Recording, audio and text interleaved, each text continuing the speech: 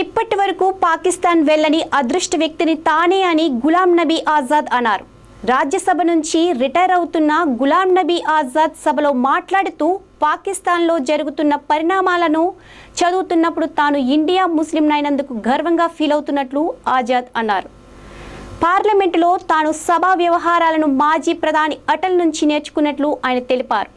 ఈ దేశం నుంచి మిలిటెన్సీ उग्रवादम अंतम कावाలని आशाभावम व्यक्त చేశారు. इतने 41 साल के इस अनुभव को अगर कहना चाहूंगा तो बहुत समय लगेगा, कई हफ्ते महीने लगेंगे, लेकिन शुरू में करूंगा जिस बात से मैंने पॉलिटिकल कैरियर शुरू किया है, स्टूडेंट लाइफ. और कश्मीर में, जम्मू कश्मीर में मेरा, हालांकि मैं जम्मू से हूं, लेकिन मेरा डिस्ट्रिक्ट में शमशेर सिंह जी जानते हैं, मुस्लिम मेजॉरिटी डिस्ट्रिक्ट, उसका असर कश्मीर का ज़्यादा होता है, जम्मू का कम असर पड़ता, विशेष रूप से मुस्लिम्स में. और उसके बाद कॉलेज और यूनिवर्सिटी तो मैं कश्मीर में ही पढ़ा. और गांधी को पढ़ता था मैं, नेहरू को पढ़ता था, मौलाना आज़ाद को पढ़ता था, इन तीन की. तो जो मैंने सीखा है देशभक्ति का स्कूल से लेकर, और वो देशभक्ति आज उन नौजवानों की नजर में जो सियाचिन में है, जो जम्मू कश्मीर में कई दशकों से है,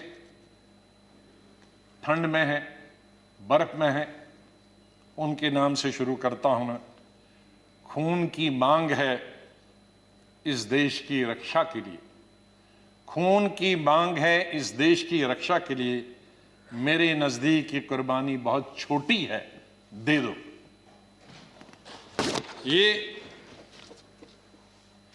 ये मेरे मन में बचपन से और स्कूल से ये बात रही.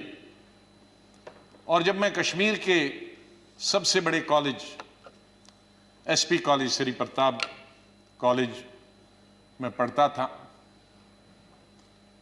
मुझे याद है वहां 14 अगस्त भी मनाया जाता था और 15 अगस्त भी मनाया जाता था हमारे कॉलेज में. और 14 अगस्त तो आप जानते हैं किसके लिए मनाया जाता, और मेजॉरिटी उनकी थी जो 14 अगस्त को मनाते, और बहुत कम माइनॉरिटी थी दर्जन के अंदर, जिसमें मैं भी था और मेरे दोस्त थे जो 15 अगस्त में स्टाफ के और प्रिंसिपल के साथ रहते थे.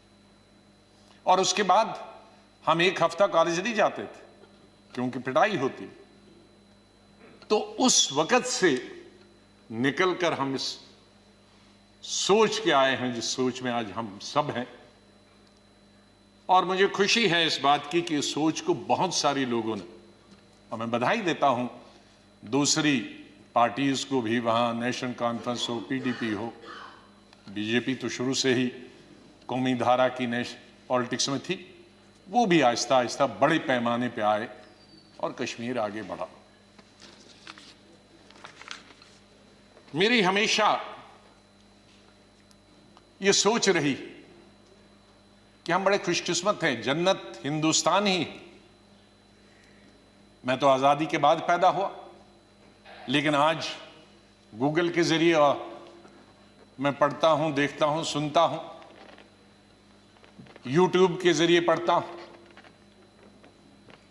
मैं उन खुशकिस्मत लोगों में हूं जो पाकिस्तान कभी नहीं गया, लेकिन जब मैं पढ़ता हूं कि वहां किस तरह के हालात हैं पाकिस्तान के अंदर, तो मुझे गौरव महसूस होता है, मुझे फख्र महसूस होता है कि हम हिंदुस्तानी मुसलमान हैं. और बल्कि अगर मैं आज कहूंगा विश्व में किसी मुसलमान को अगर गौरव होना चाहिए, वो हिंदुस्तान के मुसलमान को गौरव होना चाहिए. हमने इन पिछले 30-35 सालों से अफगानिस्तान से लेकर इराक से लेकर और कुछ सालों पहले से देखे कि किस तरह से मुस्लिम देश खत्म हो जा रहे हैं एक दूसरे